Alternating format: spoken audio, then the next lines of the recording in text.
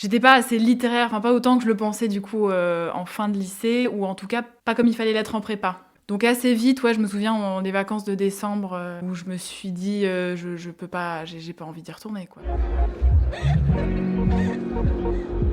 Vie ma vie, un podcast de l'étudiant. Bienvenue dans Vie ma vie, je m'appelle Juliette Chénion et je suis journaliste. Cet épisode est consacré à la réorientation en première année d'études supérieures. Nous recevons Juliette qui avait commencé son parcours par une année de classe préparatoire avant de se réorienter vers une école de communication, l'EFAP, dont elle est aujourd'hui diplômée. Je m'appelle Juliette, j'ai 23 ans, j'ai grandi dans le sud de la France, entre Nîmes et Avignon. J'ai commencé mes études par une année de prépa littéraire à Marseille. Depuis que j'étais dans la section littéraire en fait au lycée, vraiment j'adorais ce que je faisais.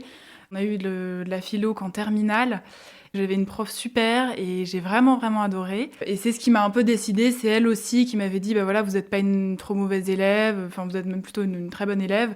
Donc comme vous savez pas trop, la prépa voilà, ça peut être un bon moyen après d'accéder à des très bonnes écoles ou en tout cas voilà de vous former, continuer dans ces domaines-là. Je savais qu'avec la prépa, voilà, oui, j'aurais accès à des bonnes formations de toute façon après. Alors j'ai intégré la prépa littéraire dans le lycée Thiers de Marseille.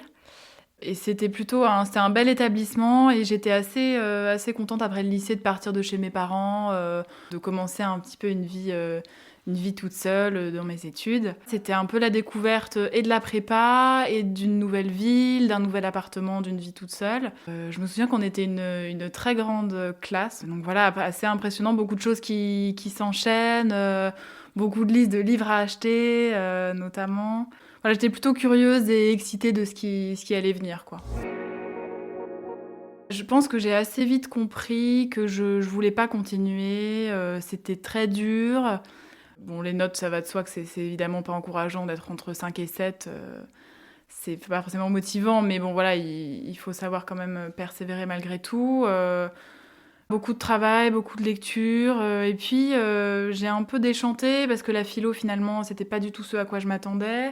On travaillait que sur un seul livre de Kant.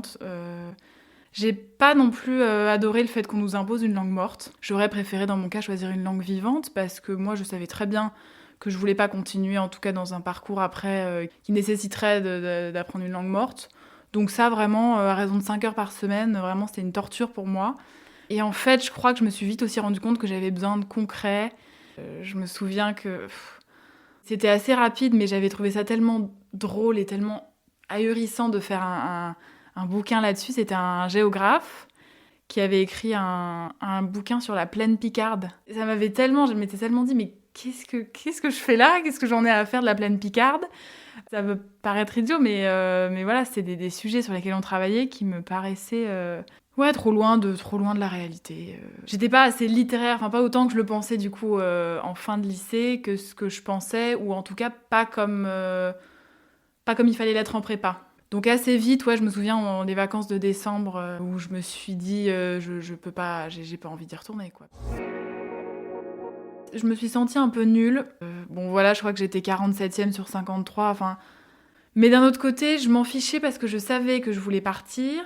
Mais d'un côté, il y avait aussi ce côté où j'ai pas réussi, avec les notes, les méthodes, j'ai pas réussi à me les inculquer. Mais j'étais contente d'être allée au bout de cette année. Donc peut-être difficile sur le coup, mais en même temps, j'avais tellement pas envie de continuer. Et je pouvais pas non plus, j'étais pas assez bonne en fait.